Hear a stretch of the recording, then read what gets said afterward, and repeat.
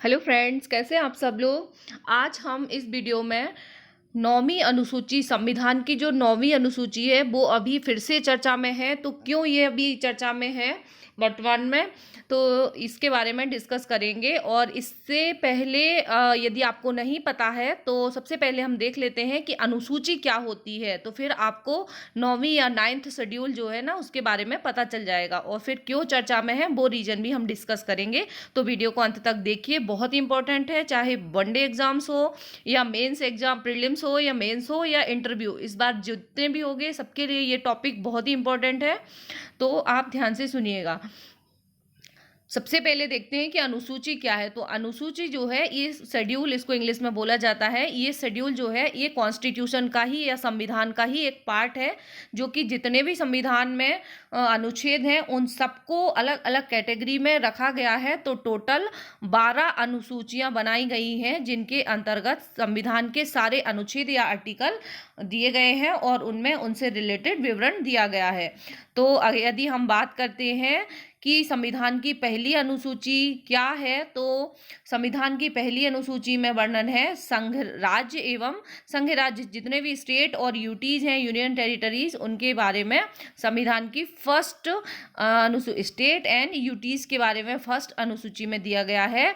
और यदि हम सेकेंड अनुसूची की बात करें या सेकेंड शेड्यूल की बात करें, तो उसमें दिया गया है जितने भी अपने राष्ट्रपति संवैधानिक पद होते हैं, राष्ट्रपति, राज्यपाल, लोकसभा अध्यक्ष, इन सभी के जो भी वेतन भत्ते इन लोगों को मिलते हैं, कितने क्या होगा, उनके बारे में डिस्कशन किया गया है। इसी तरह यदि थर्ड के बारे में देखें तो तीसरी अनुसूची में ये जितने भी पदाधिकारी होते हैं, सभी बड़े बड़े अधिकारी होते हैं जो हमारे संवैधानिक लेवल के संवैधानिक पद जितने हैं, इन सभी की जो शपथ दिलाई जाती है उनका थर्ड में शपथ। और यहाँ से सब जगह से ये क्वेश्चन बनते हैं, चाहे कि किस शेड्यूल में क्या दिया गया है, किस अनुसूची में किसका वर्णन है। तो मैं यहाँ शॉर्ट में आपको बताती जाती हूँ और फिर हम नौवीं अनुसूची की डिटेल में चर्चा करेंगे। उसके बाद आती है फोर्थ अनुसूची। तो टोटल 12 है, जिसमें से फोर्थ अनुसूची में दिया गया है कि राज्यसभा के बारे में, कि विभिन्न किन किन राज्यों को कितनी कितनी सीटें मिलेंगी, राज्यसभा के बारे में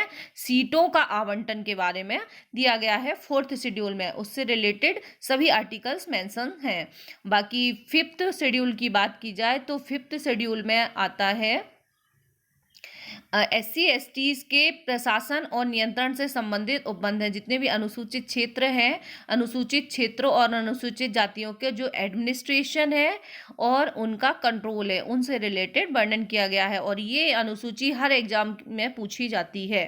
उसके बाद आती है सिक्स्थ शेड्यूल या छठवीं अनुसूची। तो छठवीं अनुसूची में है असम, मेघालय, मिजोरम, त्रिपुरा, ये 4 स्टेट है। याद रखिए, इन चारों स्टेटों के प्रशासन से संबंधित है। असम, मेघालय, मिजोरम और त्रिपुरा। इसको अमेय मित्र करके याद करते हैं, क्योंकि ये यहाँ से भी क्वेश्चन बन जाता है कि सिक्स्थ शेड्यूल जो है वो किन किन स्टेट को के बारे में प्रावधान किए गए हैं। उसके बाद आती है सेवेंथ शेड्यूल।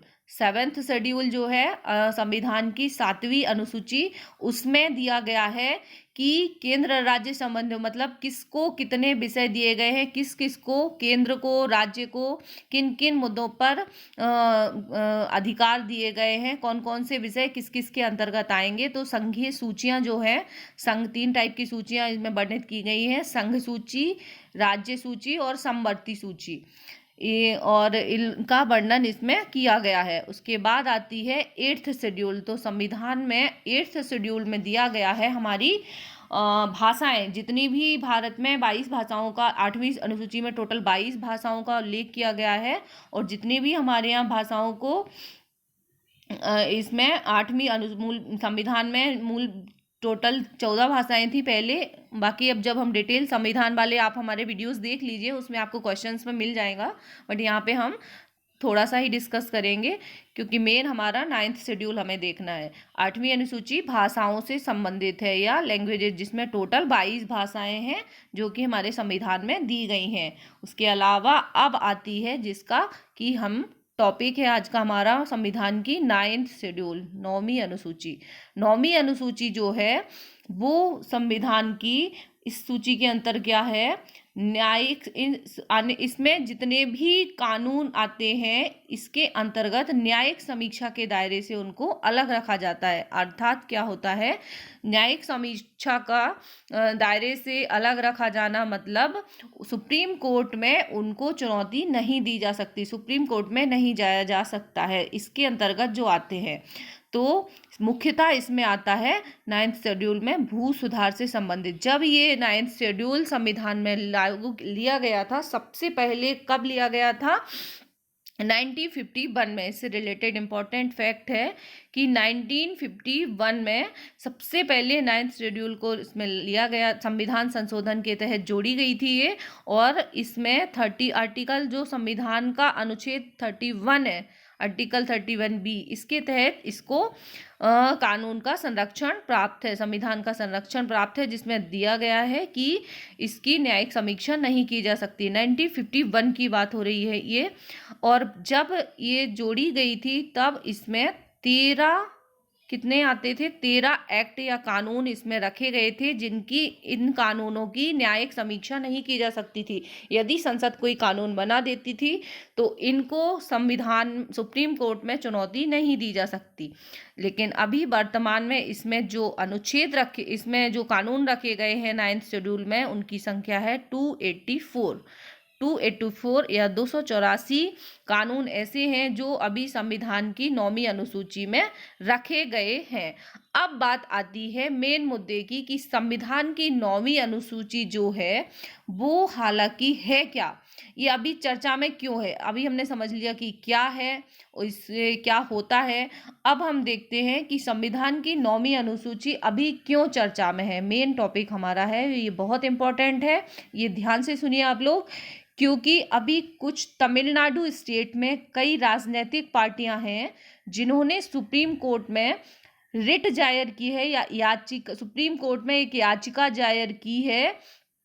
किसके खिलाफ, केंद्र सरकार के खिलाफ। तमिलनाडु की राजनीतिक पार्टियों ने केंद्र सरकार के खिलाफ एक याचिका दायर की है। क्यों की है, वो इसलिए की है क्योंकि उन्होंने केंद्र सरकार के खिलाफ केंद्र सरकार के उस फैसले को चुनौती दी है सुप्रीम कोर्ट में कि जिसमें केंद्र सरकार ने मेडिकल पाठ्यक्रम जो है, अभी मेडिकल पाठ्यक्रम में जो ओबीसी का आरक्षण है, ओबीसी का आरक्षण 50% ना देने का केंद्र सरकार ने फैसला दिया था कि ओबीसी का जो 50% आरक्षण ना देने का फैसला था, उसके खिलाफ तमिलनाडु ने की कुछ राजनीतिक पार्टियों ने अभी केंद्र सरकार के खिलाफ सुप्रीम कोर्ट में याचिका दायर की है, जिसको कि सुप्रीम कोर्ट ने अभी हाल ही में खारिज कर दिया है, अर्थात मना कर दिया है उस याचिका को। तो किस बेसिस पर मना किया है कि इस आरक्षण का मुद्दा जो है वो अभी सुप्रीम कोर्ट में गया और उसको 50% आरक्षण को ओबीसी के मना कर दिया गया कि ये 32 के तहत खारिज कर दिया गया। सुप्रीम कोर्ट ने संविधान के अनुच्छेद 32 के तहत याचिका को खारिज किया। क्यों, क्योंकि संविधान ने बोला है और डिसीजन दिया है कि आरक्षण जो है कोई मौलिक अधिकार नहीं है और मौलिक अधिकार के हनन पर ही 32 आर्टिकल के तहत संविधान सुप्रीम कोर्ट में जाया जा सकता है। या अब बात आती है कि 32 आर्टिकल क्या है संविधान का, तो हमें कुछ प्रावधान, मौलिक अधिकार दिए गए हैं संविधान में। जैसा कि आप सब लोगों को पता है कि अगर हमारे मौलिक अधिकारों का हनन होता है तो हम डायरेक्ट सुप्रीम कोर्ट में जा सकते हैं। सुप्रीम कोर्ट में तो वो अनुच्छेद है जिसके तहत हम जा सकते हैं, वो है 32, और इसको हम बोलते हैं संवैधानिक उपचारों का अधिकार, यानी संवैधानिक उपचारों का अधिकार ये बोला जाता है और इसको हमारे पूरे संविधान की आत्मा भी बोला जाता है, क्योंकि यदि यही है जो हमारी जनता को सशक्त बनाता है। तो इसी के तहत कि यदि हमारे मौलिक अधिकारों का हनन होता है तो हम सुप्रीम कोर्ट में जा सकते हैं। अब बात आती है कि ये जो 32 आर्टिकल है इसके तहत सुप्रीम कोर्ट क्या करती है, इसको क्या अधिकार दिए गए हैं। तो सुप्रीम कोर्ट को इसमें इस अनुच्छेद के तहत 5 प्रकार की रिट जाहिर करने के अधिकार दिए गए हैं। सुप्रीम कोर्ट अलग अलग तरीके से रिट, जो कि अब हम ये जो कितनी रिट्स होती हैं सुप्रीम कोर्ट की और उनमें क्या क्या होता है, उसके क्या क्षेत्राधिकार, उन सबका वर्णन अलग से करेंगे, जो कि हमारा संविधान का एक टॉपिक ही है, उसमें आप डिटेल पढ़ेंगे। पर यहाँ पे आपको इतना पता होना चाहिए कि अनुच्छेद 32 के तहत सुप्रीम कोर्ट ने इसकी याचिका को खारिज कर दिया है। तो अब क्या है, तमिलनाडु की राजनीतिक पार्टियों ने मुद्दा उठाया है कि आरक्षण को अनुच्छेद आरक्षण जो है उसको संविधान की 9वीं अनुसूची में डाल देना चाहिए। संविधान की 9वीं अनुसूची में डाल देना चाहिए, क्योंकि संविधान की 9वीं अनुसूची में जो डल जाते हैं तो उनकी न्यायिक समीक्षा नहीं हो सकती, न्यायपालिका में चुनौती उनको नहीं दी जा सकती है। जो पहले की हम बता ही चुके हैं कि यदि उनको जिस सब्जेक्ट या जिस कानून को संविधान की 9वीं अनुसूची में डाल दिया जाए तो उनकी न्यायिक समीक्षा नहीं हो सकती है। इसी प्रकार मौलिक यदि आरक्षण को आरक्षण की मांग उठने लगी है अब कि यदि आरक्षण को भी संविधान की 9वीं अनुसूची में डाला जाए, जिसके लिए अभी सुप्रीम कोर्ट ने मना कर दिया है कि आरक्षण कोई मौलिक अधिकार नहीं है, इसलिए इसके लिए उनकी याचिका खारिज कर दी है। यह भी आपको ध्यान रखना है। तो अब कुछ फैक्ट देख लेते हैं कि यदि किसी कानून को संवैधानिक करार दे दिया जाता है, 9वीं अनुसूची में यदि कोई शामिल हो जाता है तो उसके होता क्या है कि यदि किसी कानून को असंवैधानिक करार कर दिया गया है तो वो संवैधानिक वापस हो जाएगा यदि उसको 9th शेड्यूल में डाल दिया जाता है तो। और एक और प्रमुख मुद्दा आता है कि भारत में जो है वो सबसे पहले 9th शेड्यूल में भूमि सुधार लागू करने के लिए 9th शेड्यूल लाई गई थी, जिसमें कि जब लाया गया था तो एमपी, यूपी और बिहार, इन लोगों ने स्टेट ने चुनौती दी थी उस टाइम पे भी 1951 में, और बिहार ने उस चुनौती को अवैध घोषित कर दिया था। तो संविधान संशोधन के जरिए अवैध घोषित कर दिया था। तो नेहरू जी ने सबसे पहले संविधान संशोधन के जरिए 18 जून 1951 जो है, नेहरू जी ने 1951 में प्रथम अनुसूची जोड़ी थी। 9th शेड्यूल को 1951 को कानून को 24 अप्रैल 1973 को केशवानंद भारती के बाद 9th शेड्यूल जोड़ दिया गया।